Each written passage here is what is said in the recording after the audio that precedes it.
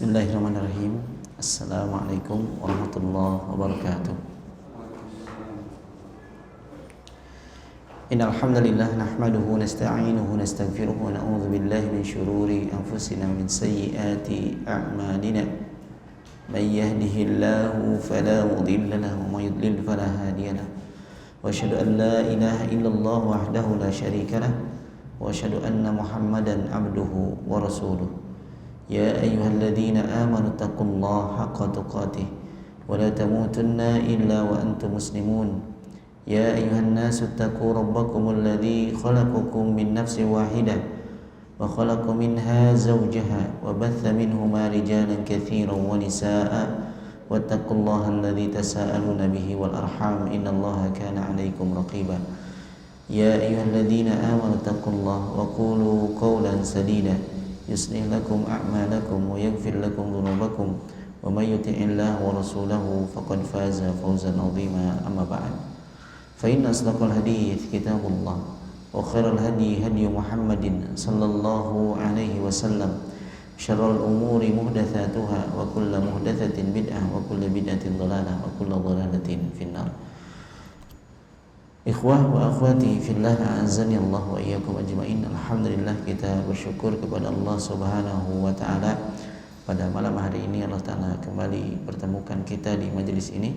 Insyaallah kita akan melanjutkan pembahasan kitab Thalathatul Usul yang disusun oleh Syekh Muhammad bin Abdul Wahhab rahimahullahu taala. Dan insyaallah malam hari ini kita akan masuk ke bagian-bagian akhir dari kitab ini berkaitan tentang tujuan diutusnya para rasul, dan juga ada beberapa poin berkaitan tentang tauhid insyaallah. Ikhwah wa akhwati fillah, azani Allah wa iyyakum ajmain. Kemudian muallif rahimallahu taala mengatakan, wa arsalallahu jami'ar rusul, dan Allah taala utus seluruh rasul itu mubasyirina wa mundhirin, untuk memberikan kabar gembira dan juga memberikan peringatan. Ini tujuan diutusnya para rasul. Kenapa disebutkan mubasyirin wa mundhirin? Ini untuk memberikan penegasan bahwa segala sesuatu itu ada dampak dan akibatnya. Mubasyirin itu memberikan kabar gembira, mundhirin memberikan peringatan. Orang yang melakukan apa yang diperintahkan oleh Allah Subhanahu wa taala kepadanya, maka ia akan mendapatkan busyra, kabar gembira. Sebaliknya, kalau kita balikkan, jika ingin mendapatkan kabar gembira ini, maka ikutilah apa yang diperintahkan oleh Allah Subhanahu wa taala dalam syariat ini. Dan ini pula menjadi penegas bahwa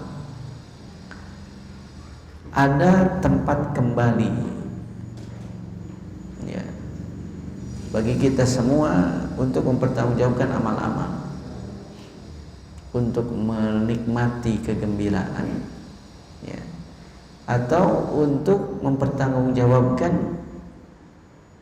perbuatan-perbuatan maksiat, sehingga diperingatkan sejak awal ya.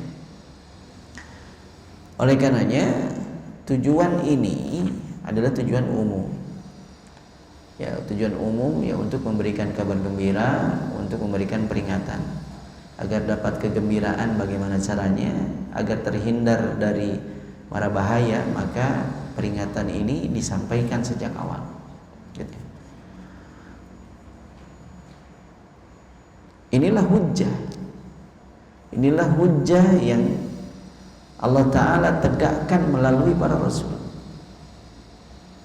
Mana yang bisa mengantarkan kepada surga disampaikan, mana yang bisa mengantarkan pada neraka diingatkan, diperingatkan. agar jangan sampai ke sana. Dan tentunya kenapa ini pun dijelaskan, ini sebagai bantahan juga bagi orang-orang yang menolak takdir, yang beranggapan bahwa manusia itu dipaksa. Kalau dipaksa buat apa ada surga dan neraka?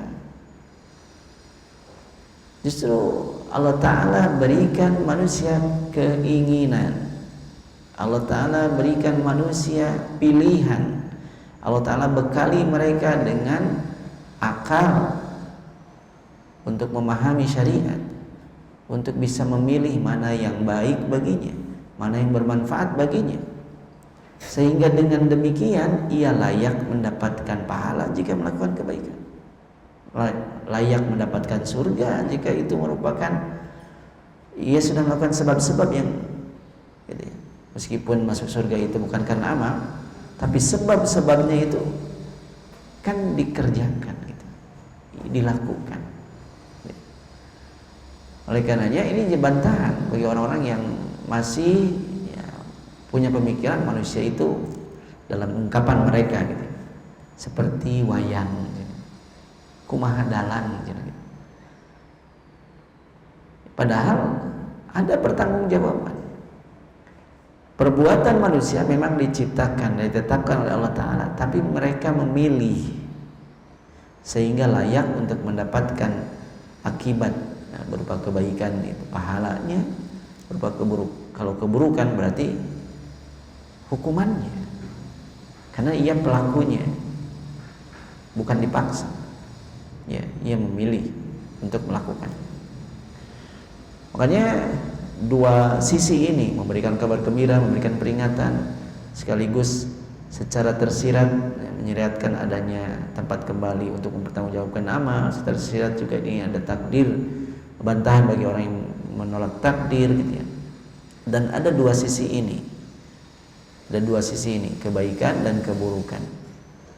Dan tempat kembalinya juga sama, ada sisi yang baik, ada sisi yang buruk. Ya. Kemudian mu'alif menyebutkan sebuah dalil, di antaranya dalam surah An-Nisa ayat 165, rusulan mubasysyirin wa mundirin. Ya, sebagai utusan yang memberikan kabar gembira dan peringatan, li alla yakuna linnasi 'alallahi hujjatum ba'dar rusul. Lihat ya, agar manusia tidak lagi memiliki alasan nanti di hadapan Allah ba'dar rusul, setelah diutusnya para rasul. Jadi rasul itu menyampaikan hujjah ya,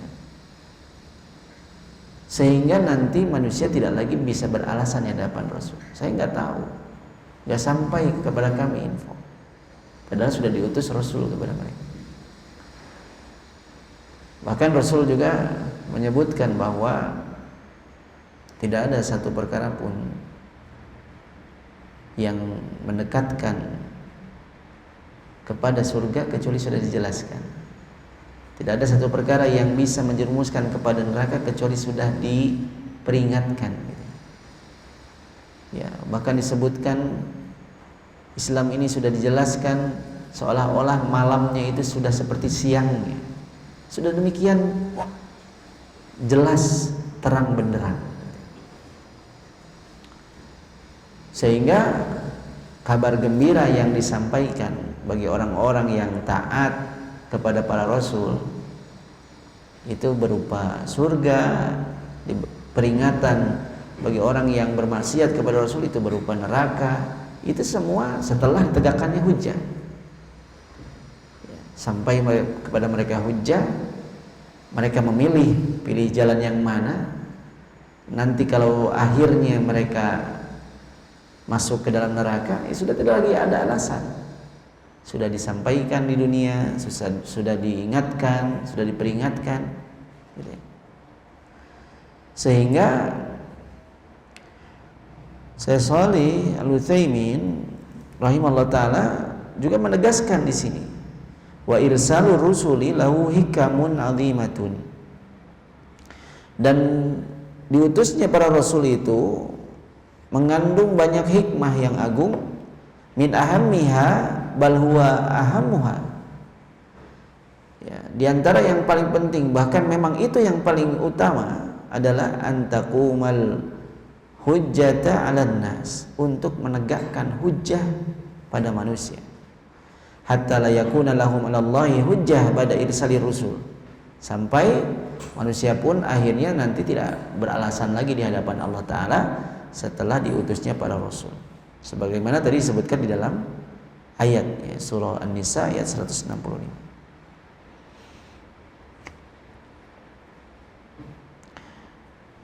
Maka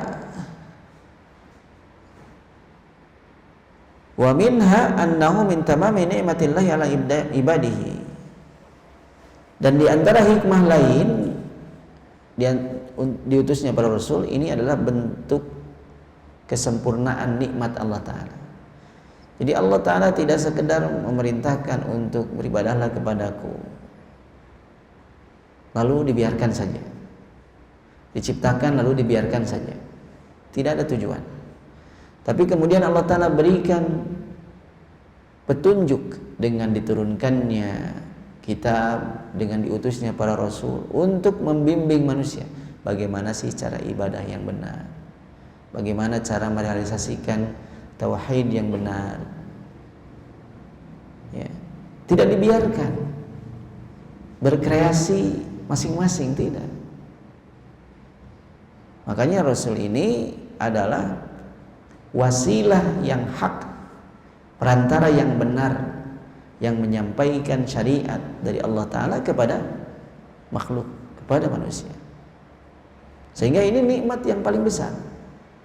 Bayangkan kalau dibiarkan,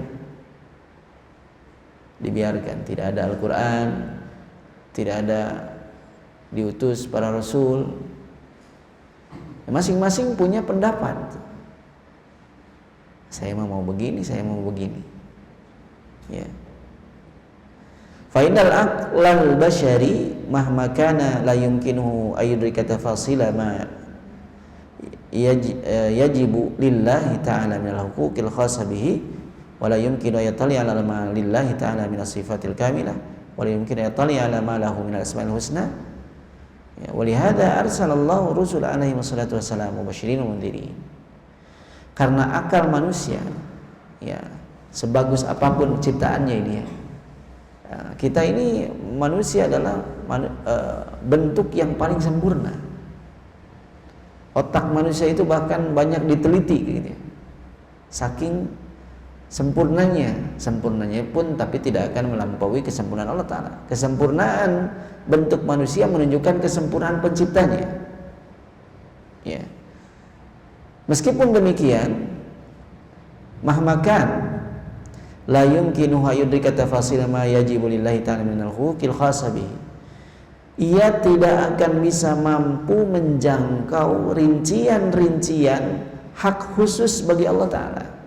Akal, ya, sepintar apapun ia tidak bisa mencapai itu. Begitu pula tidak mungkin ia mengetahui sifat-sifat Allah Ta'ala yang sempurna dengan akalnya, tidak bisa menjangkaunya.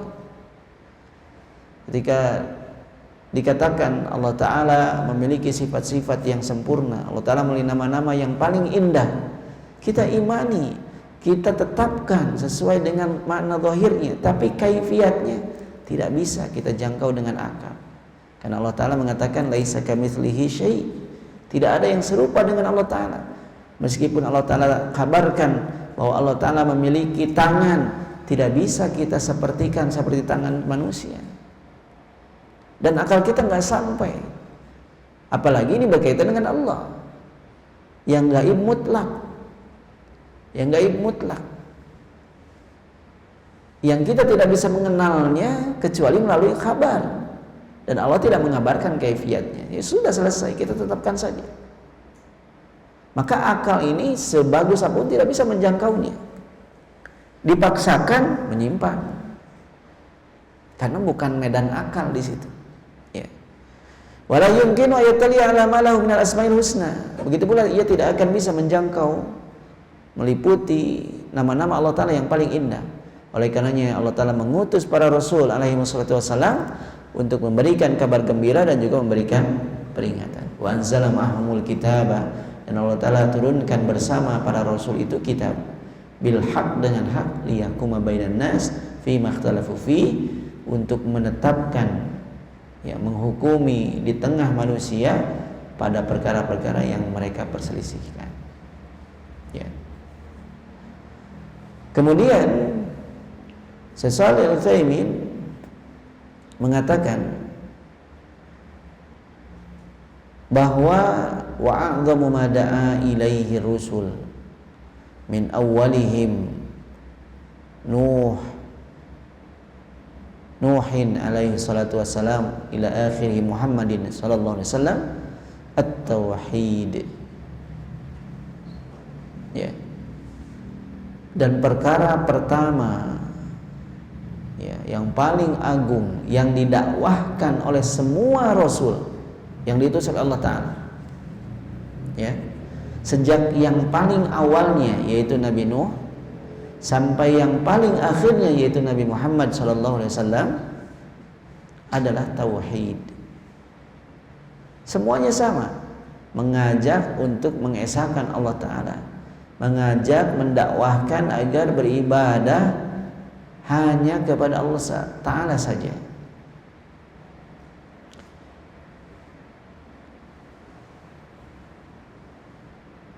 Sebagaimana firman Allah Ta'ala dalam surah An-Nahl ayat 36 disebutkan di sini dalam syarah Syekh Shalih Al-Utsaimin, wa laqad ba'atsna fi kulli ummati rasulan an i'budullaha wajtanibut taghut. Dan sungguh kami telah mengutus pada setiap umat seorang rasul yang menyampaikan pesan agar mereka beribadah, agar kalian beribadahlah kalian kepada Allah dan jauhilah taghut. Nah, nanti taghut juga disebutkan oleh muallif secara khusus di bagian akhir dari kitab ini. Apa itu taghut? Nanti kita akan lewati. Tujuannya beribadahlah hanya kepada Allah dan jauhilah taghut. Taghut itu sesembahan selain Allah. Artinya beribadah hanya kepada Allah Ta'ala, jangan berbuat syirik, begitu. Makanya semua dakwah para rasul itu mendakwahkan tauhid, meskipun ada perbedaan pada rincian syariatnya. Ya. Ada perbedaan-perbedaan tertentu pada syariatnya. Dan semua syariat tersebut disempurnakan dan akhirnya tidak berlaku lagi kan, setelah diutusnya Rasul terakhir dan kitab terakhir, ya, Rasul terakhirnya Nabi Muhammad SAW, dan juga diturunkannya Al-Quran. Semua syariat yang terdahulu itu sudah tidak diberlakukan lagi. Yang diberlakukan itu adalah yang dibawa oleh Rasul terakhir yaitu Nabi Muhammad SAW. Tapi inti dakwahnya sama, tauhid, mengesahkan Allah Ta'ala.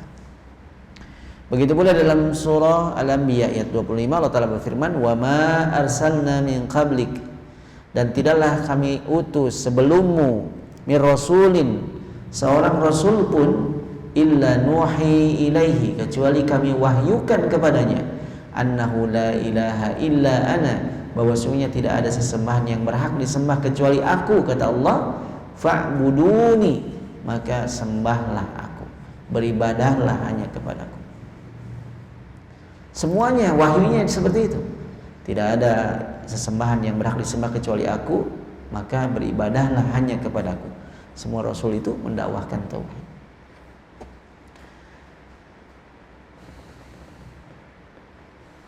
Kemudian muallif rahimallahu taala mengatakan wa awwaluhum Nuhun alaihi salam,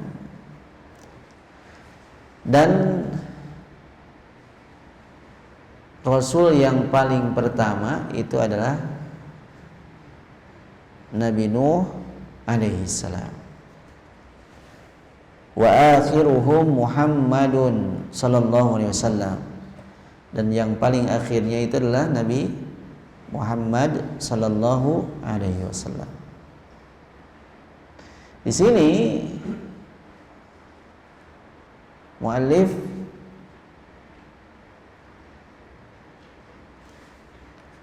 rahimallahu taala menyebutkan dua masalah, ya, tentang Rasul pertama dan juga Rasul terakhir.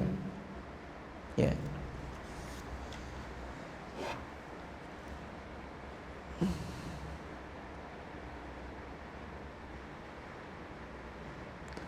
Namun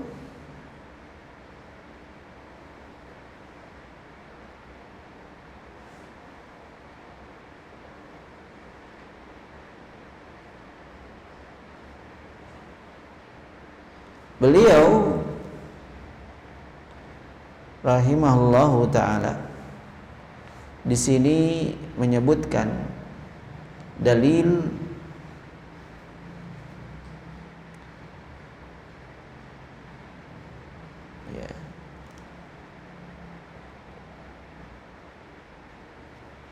yang kedua,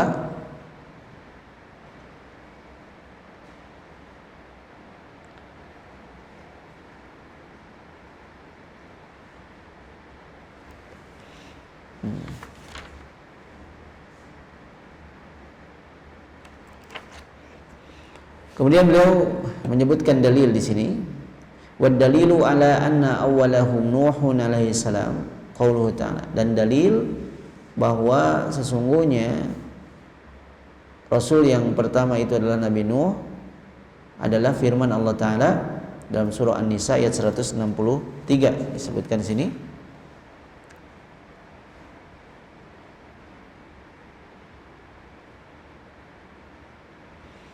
Ya, ada beberapa naskah yang berbeda, ya, diantaranya penyebutan dalilnya gitu.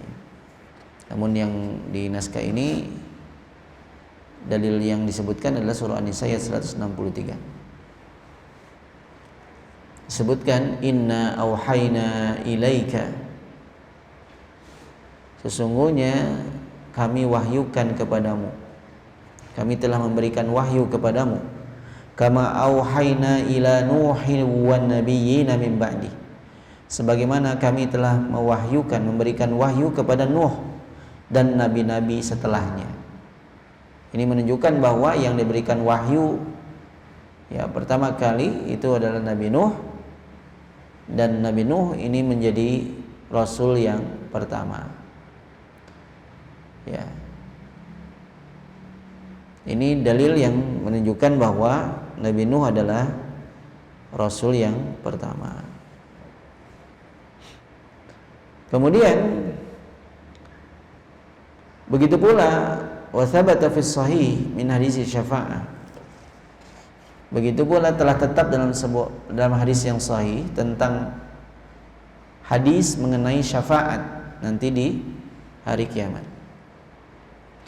Innan nasa yatuna ila Nuh, ya, dalam penggalan hadisnya itu mengatakan, disebutkan sesungguhnya orang-orang itu kemudian mendatangi Nabi Nuh, fayaqulun, kemudian mereka berkata kepada Nabi Nuh, anta awwalu rasulin arsalahullahu ila ahlil ardh, engkau adalah Rasul pertama yang Allah Ta'ala utus kepada penduduk bumi. Fala rasula qabla Nuh, maka tidak ada Rasul sebelum Nabi Nuh. Wa bihadza na'lamu khata'al mu'arrikhin alladzina qalu inna Idris alaihi salatu wassalam qabla Nuh. Oleh karenanya dari sini kita mengetahui kekeliruan ahli sejarah, ya, yang mereka mengatakan bahwa Idris itu sebelum Nabi Nuh, ya. Padahal yang zahir, yang secara zahir itu bahwa Nabi Idris itu min anbiya'i Bani Israil, termasuk ya termasuk diantara nabinya Bani Israil. Ini dikatakan oleh Syekh Shalih Al-Utsaimin rahimahullah ta'ala. Jadi kalau di sejarah disebutkan bahwa Idris itu sebelum Nabi Nuh, namun yang tepat adalah Idris itu adalah diantara nabi pada kalangan Bani Israil. Bani Israil itu keturunan Yakub, berarti ke sini belakangan. Ya, kalau dulu waktu kecil mungkin ya, atau masih sekarang juga masih tersebar mungkin. Adam, Idris, Nuh gitu ya. Padahal Idrisnya ini adalah nabinya Bani Israil. Berarti Nabi Yakub itu wah, Masya Allah, lumayan.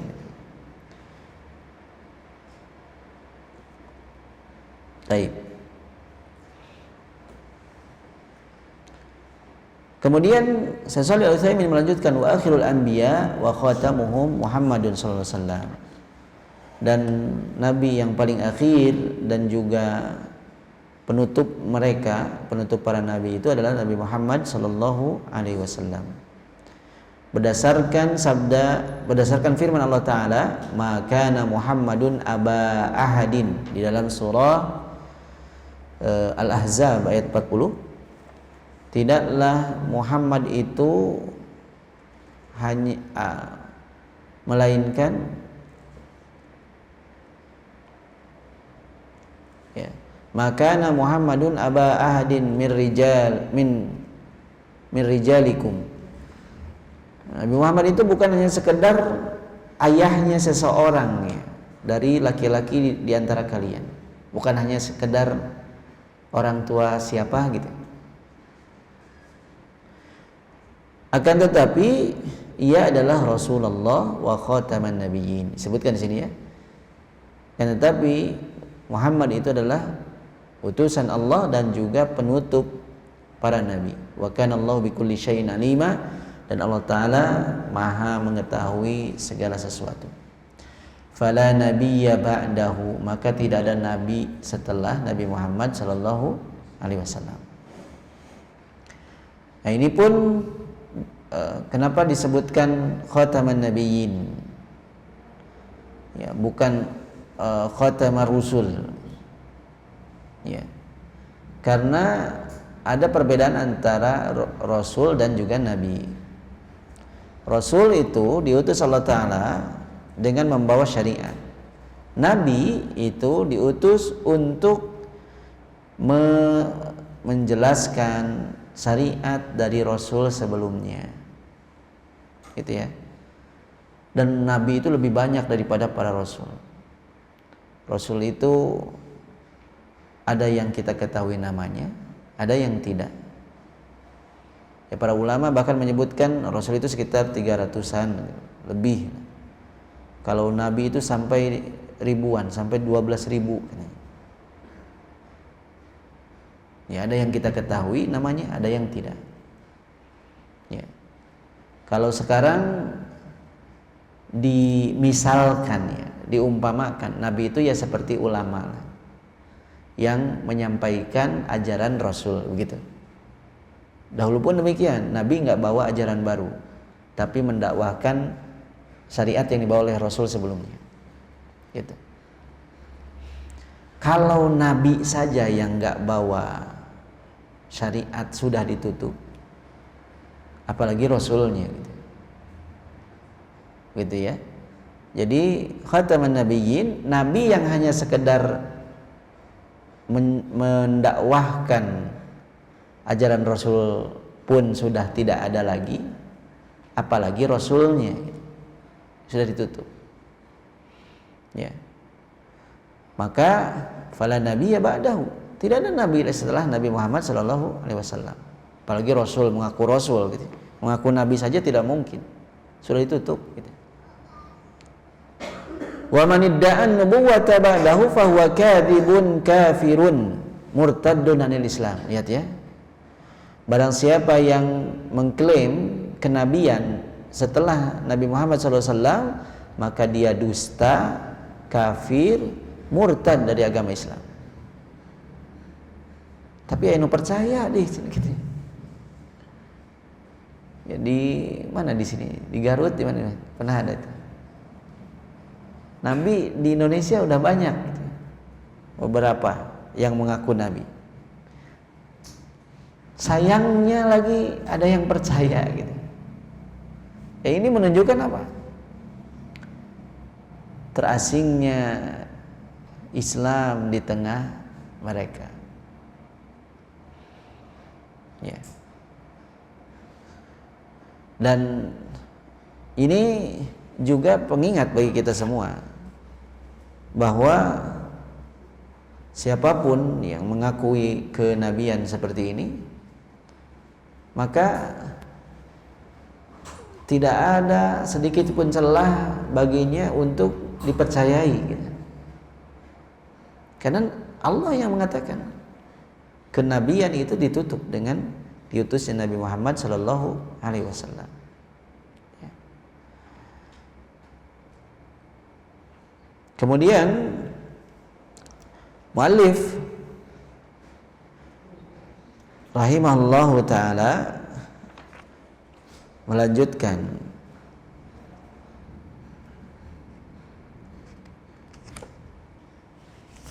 ya, di naskah yang lain itu ada tambahannya. Ada tambahan penyebutan wa kullu ummatin ya ba'atsallahu ilaiha rasulan. Di situ sama ya, ada ya. Setiap umat itu Allah Ta'ala utus kepadanya seorang rasul. Jadi pasti setiap umat itu ada rasulnya. Maka Nabi SAW itu diutus kepada umat sejak diutus sampai nanti, sampai tegaknya hari kiamat. Itu berlaku. Meskipun nabinya sudah meninggal, agamanya kekal, tegak terus. Disampaikan oleh para ulama. Ya. Al-Qur'annya dijaga gitu ya, oleh Allah Subhanahu wa taala, maka agamanya tetap.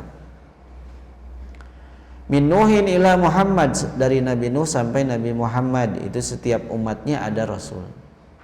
Ya'muruhum bi ibadatillahi wahda, yang setiap rasul itu memerintahkan untuk beribadah hanya kepada Allah Ta'ala. Wa yanhahum an ibadati taghut, dan melarang mereka dari beribadah kepada taghut. Dalilnya adalah firman Allah Ta'ala, wa laqad ba'atsna fi kulli ummati rasulan an i'budullaha wajtanibut taghut. Tadi ya. Dan sungguh telah kami utus pada setiap umat seorang rasul. Satu umat ada rasul. An i'budullaha wajtanibut taghut, untuk menyampaikan pesan beribadahlah kalian kepada Allah dan jauhilah taghut.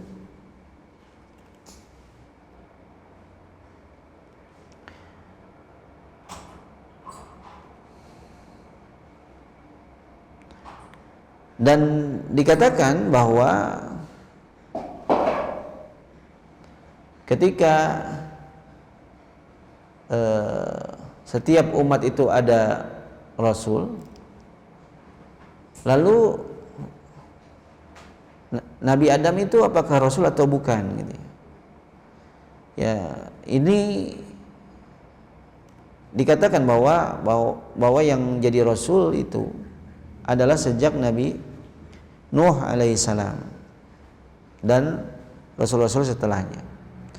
Antara Nabi Adam ke Nabi Nuh itu ada 10 kurun. Semuanya berada di atas syariat yang hak.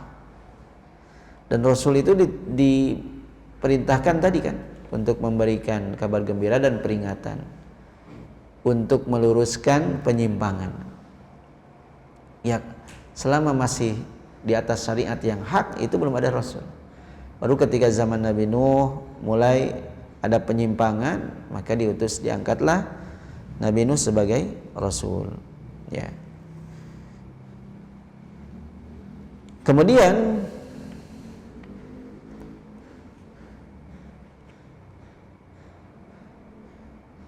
dakwahnya para nabi dan rasul itu sama dalam dua prinsip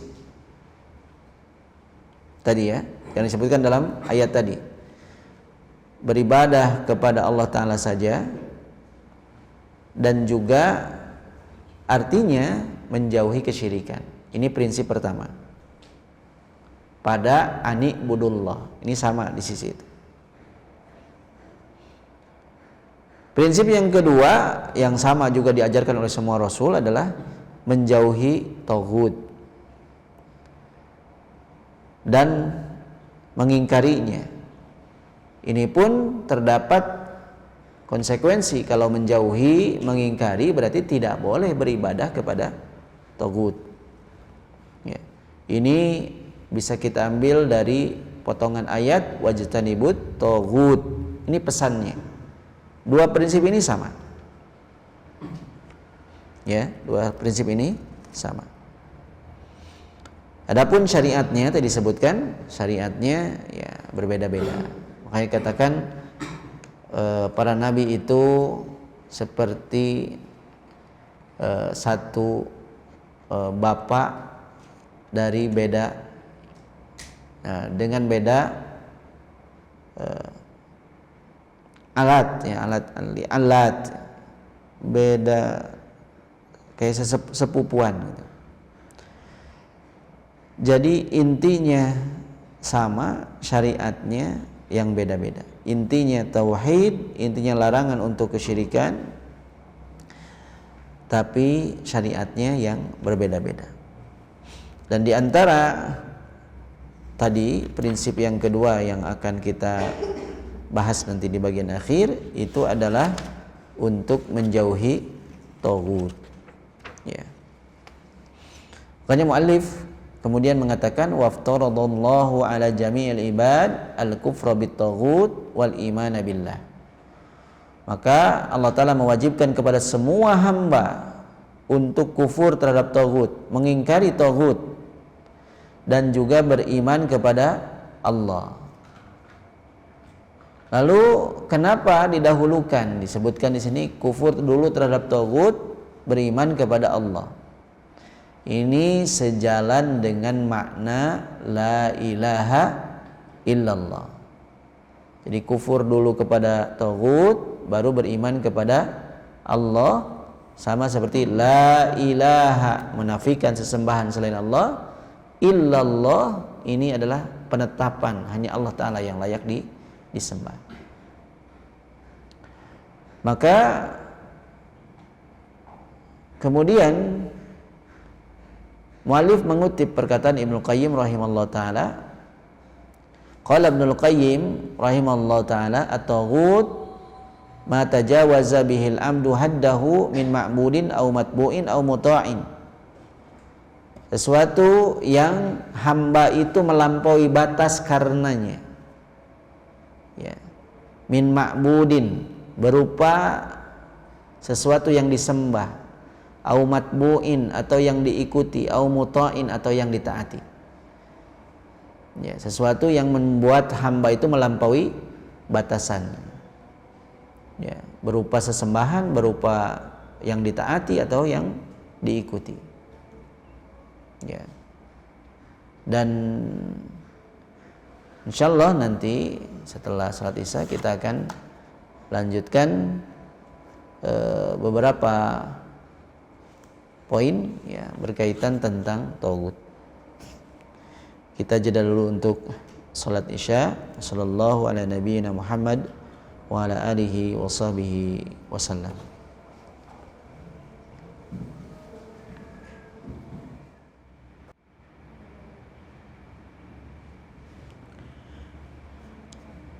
Baik.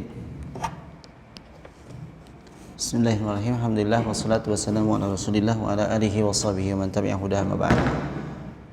Ikhwah wa akhwati fillah, azani Allah wa iyyakum ajmain. Kita lanjutkan sedikit. Muallif rahimahullah taala di sini menyebutkan bahwa tadi seluruh hamba diperintahkan untuk kufur terhadap taghut dan hanya beriman kepada Allah taala saja. Ya. Dan Shalih Al-Utsaimin rahimahullah ta'ala juga menyebutkan bahwa tauhid itu tidak akan sempurna. Ya. Tauhid yang menjadi misi dakwah utama para rasul itu tidak akan sempurna kecuali bi'ibadatillahi wahdah, dengan beribadah hanya kepada Allah Ta'ala saja, la syarikalah, tidak ada sekutu baginya.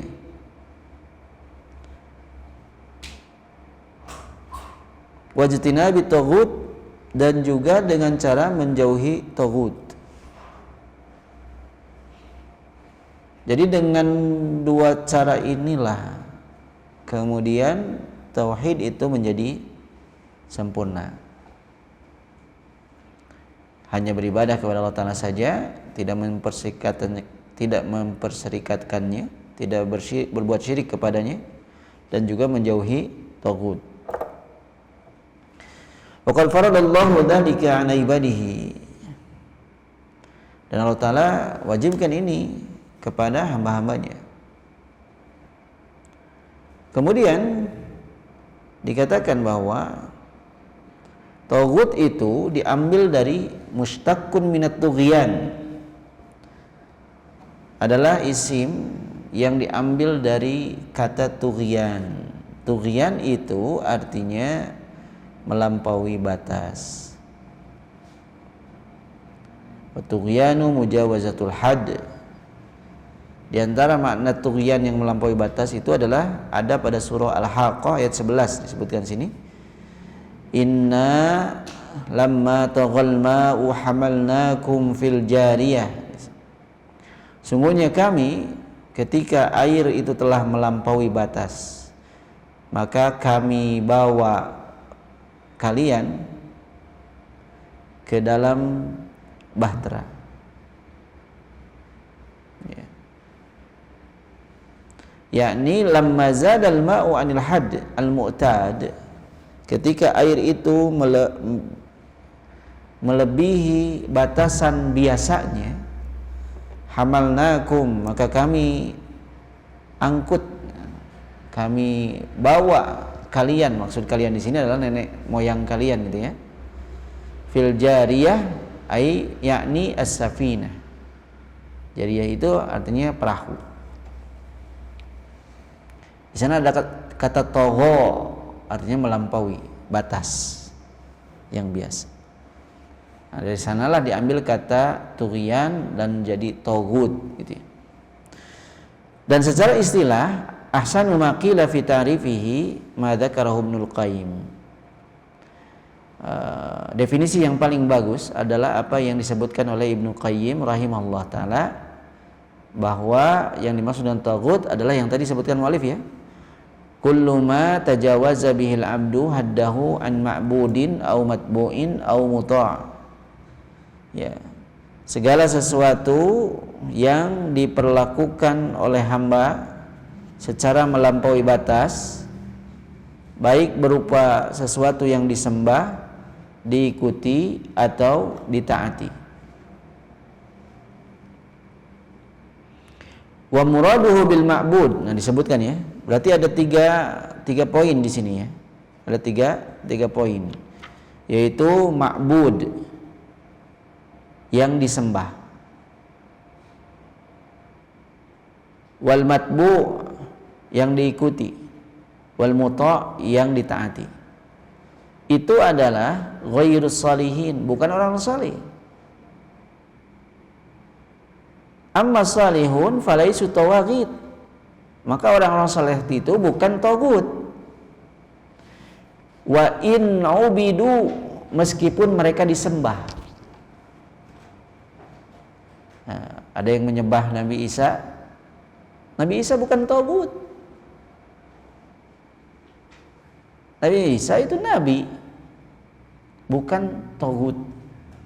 Jadi yang dimaksud tagut itu bukan orang saleh, meskipun mereka disembah, awitubi'u atau mereka diikuti, au uti'u atau ditaati.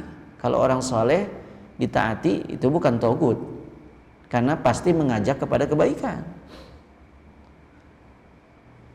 Kalau orang soleh diibadahi pasti mengingkari peribadatan itu gitu. Masalahnya orangnya ridho dengan peribadatan orang lain terhadapnya, nah, itu baru togut. Ia ingin diibadahi oleh orang lain, berarti itu togut. Jadi, kalau orang saleh tidak ingin diibadahi oleh, tidak ingin diperlakukan berlebihan, tidak ingin disanjung berlebihan, kan gitu ya. Orang saleh seperti itu. Maka yang disebut togut itu bukan orang saleh. Ya. Fal asnamul lati tu'badu min dunillah tawaghit. Maka disebutkan secara lebih merinci oleh Syekh Shalih Al-Utsaimin, patung-patung, berhala-berhala yang disembah selain Allah itu tagut. Wa ulama usu alladzina yad'una ila dhalal wal kufr au yad'una ila al-bid'ah au ila tahlili ma haramallah au tahrimi ma ahallallah tawaghit. Maka ulama-ulama su yang mereka menyeru kepada kesesatan, kepada kekufuran, atau menyeru kepada bid'ah, atau menyeru kepada menghalalkan yang sudah diharamkan oleh Allah Ta'ala, sebaliknya juga mengharamkan apa yang Allah Ta'ala halalkan, maka mereka togut. Ulama su togut, gitu ya. Walladzina yuzayyinuna liwulatil amri khuruj an syariatil Islam. Dan orang-orang yang mereka itu memperindah, menggoda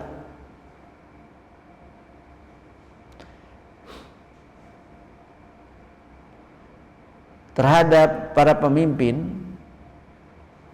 menggoda untuk al-khuruj, menggoda para pemimpin untuk keluar dari syariat Islam, bi nidhamin yastawridunaha mukhalafatan li nidhamid din al-islami tawaghit.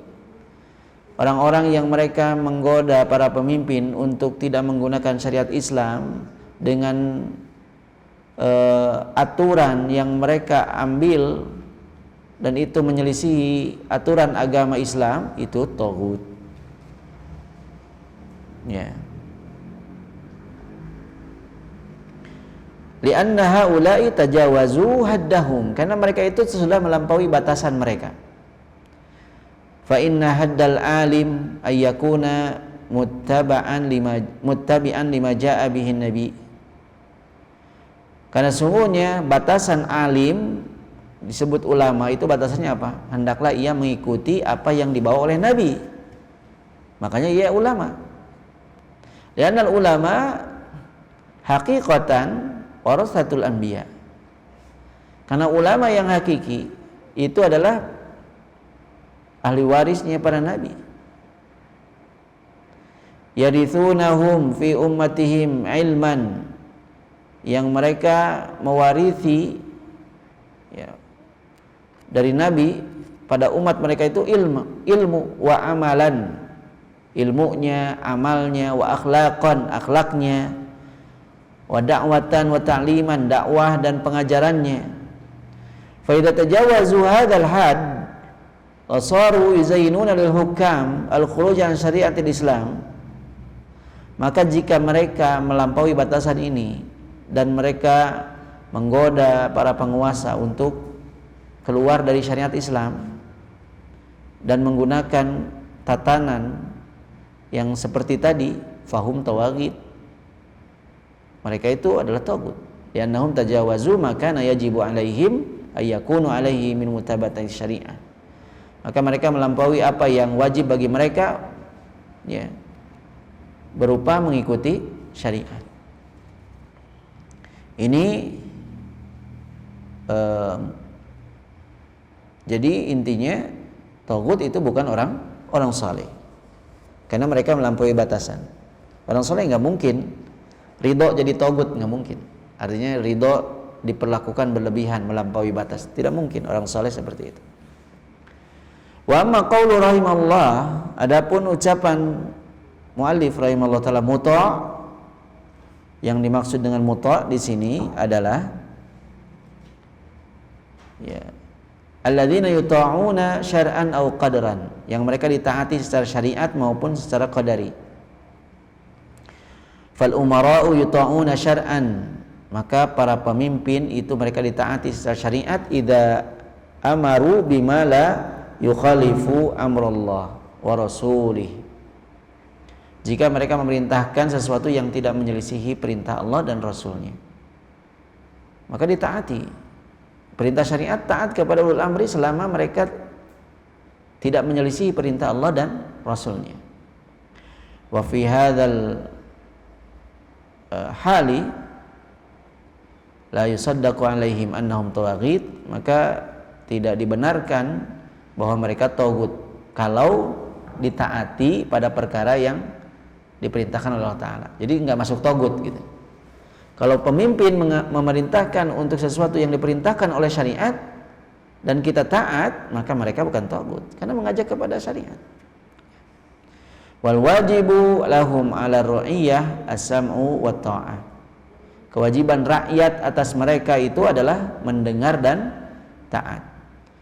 Wa ta'atuhum liwulatil amri fi hadzal hal bi hadzal qaid ta'atan lillahi azza wajalla.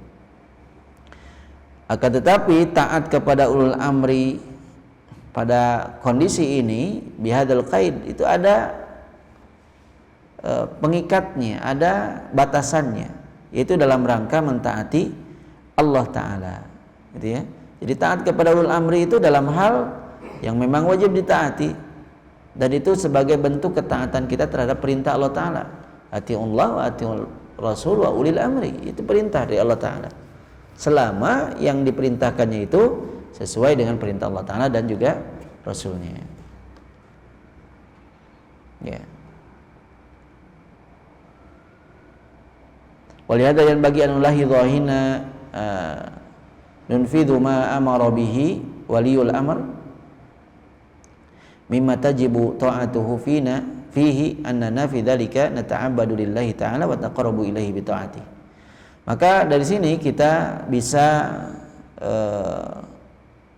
selalu memperhatikan ketika kita mentaati apa yang diperintahkan oleh pemimpin berupa sesuatu yang wajib ditaati, bahwa ketika kita taat kepada pemimpin itu kita tengah beribadah kepada Allah Ta'ala dan bertaqarrub kepada Allah Ta'ala dengan cara taat kepada pemimpin.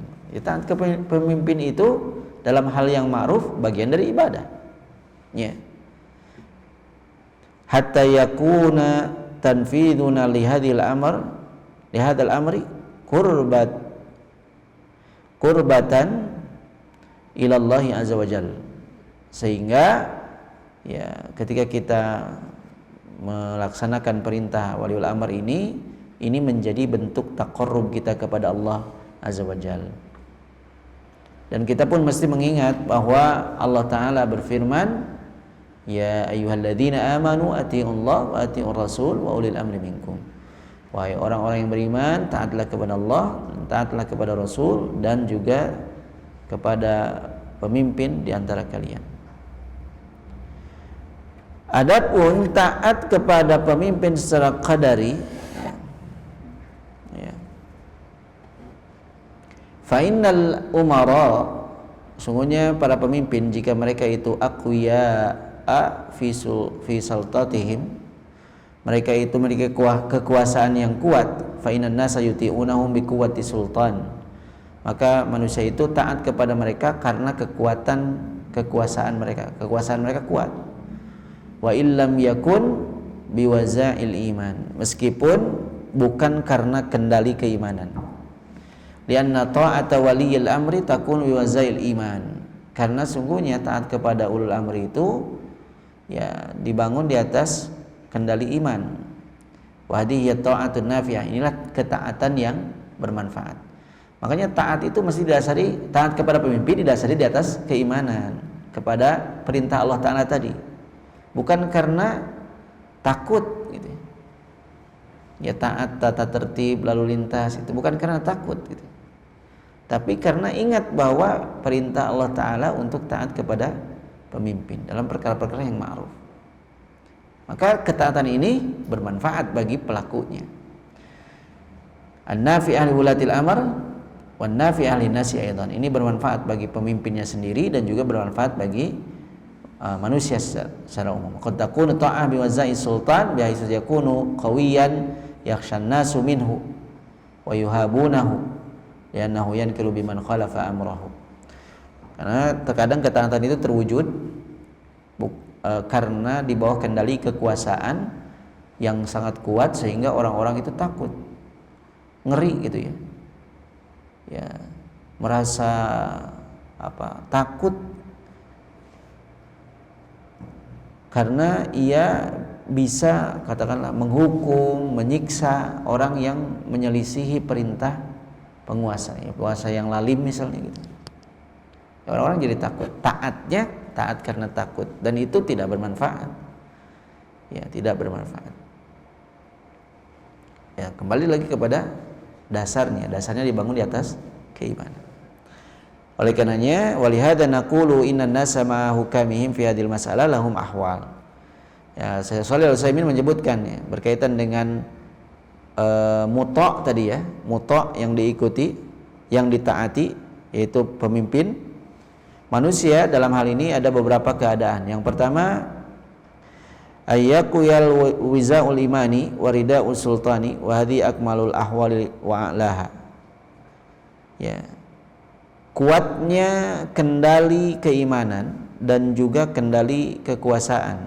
Dan ini adalah kondisi yang paling sempurna, yang paling tinggi. Penguasanya berkuasa dengan sempurna dan juga dibangun di atas keimanan.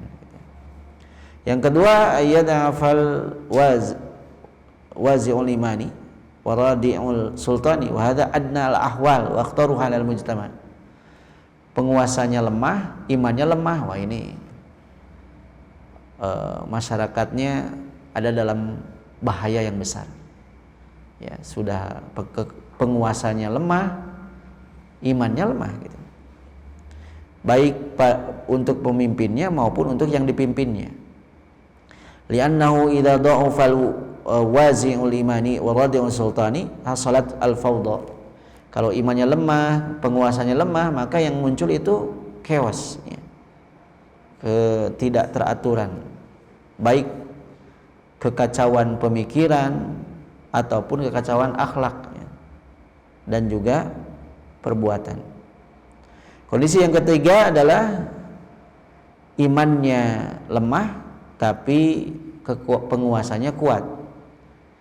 Ini kondisi yang pertengahan. Karena kalau penguasanya kuat, maka ia akan memberikan maslahat bagi umat. Memberikan maslahat bagi umat.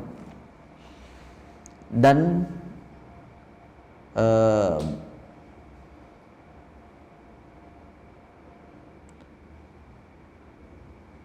fil madhar, dalam tampilannya, fa idza ikhtafat quwatu sultan fala tas'al an halil ummah wa su'i amaliha. Karena kalau saja kekuatan penguasanya itu rendah, maka jangan tanya lagi bagaimana kondisi umat dan bagaimana juga buruknya amal umat tersebut. Dan yang terakhir, yang keempat, imannya ya, kendali imannya kuat tapi pemimpinnya lemah, penguasanya lemah. Maka kondisinya itu lebih rendah daripada yang ketiga. Akan tetapi di antara manusia ya, hubungan antara manusia dan Rabb-nya ini lebih sempurna karena dibangun di atas keimanan. Tapi secara keseluruhan wilayah kepemimpinan itu dalam bahaya. Makanya dikatakan kalau ada dua orang yang satu pemimpin yang bagus ya, kepemimpinannya tapi kurang soleh. Yang satu soleh tapi lemah. Maka para ulama menyebutkan pilih yang manfaatnya lebih luas, yang kepemimpinnya bagus meskipun nggak terlalu soleh gitu, biasa saja gitu. Karena kesolehan itu berpengaruh pada dirinya sendiri, tapi kepemimpinan yang bagusnya itu berpengaruh untuk umat. Ya, maka dipilih yang seperti itu. Ya idealnya mah ya soleh ya kuat gitu kepemimpinannya. Tapi kalau yang soleh ini diangkat jadi pemimpin, wah akan jadi boneka misalnya gitu ya, ditunggangi oleh banyak pihak. Nah, soleh bager teuing cenah gitu lah bahasa orang. Kita nu jahatnan di belakangnya gitu. Maka maslahatnya mafsadatnya lebih besar itu. Nanti tidak bisa ia memberikan dampak dari kesolehan pribadinya untuk umat gitu. Tapi kalau pemimpinnya kuat, meskipun ya kesolehannya ya biasalah, tidak terlalu fajir gitu ya. Ya idealnya mah ya soleh ya kuat kepemimpinannya begitu ya. Ya, semoga Allah Ta'ala berikan kepada kita pemimpin-pemimpin yang bertakwa kepadanya, dan juga jadikan kita rakyat juga yang bertakwa kepada Allah Ta'ala dan juga taat kepada pemimpin dalam perkara-perkara yang ma'ruf. Taib, cukup dulu mungkin ya. InsyaAllah nanti satu pertemuan lagi sepertinya. Nah, di bagian akhir kita akan bahas tentang tawaghid, yang macam-macam tawaghut, pemimpin para tawaghut, InsyaAllah di pertemuan selanjutnya. Itulah mungkin yang bisa saya sampaikan. Mudah-mudahan yang sedikit ini ada faidah dan manfaatnya. Kita cukupkan. Naktafi bihadzal qadar. Subhanakallahumma wa bihamdika asyhadu an la ilaha illa anta astaghfiruka wa atubu ilaik. Astaghfirukum. Assalamualaikum warahmatullahi wabarakatuh.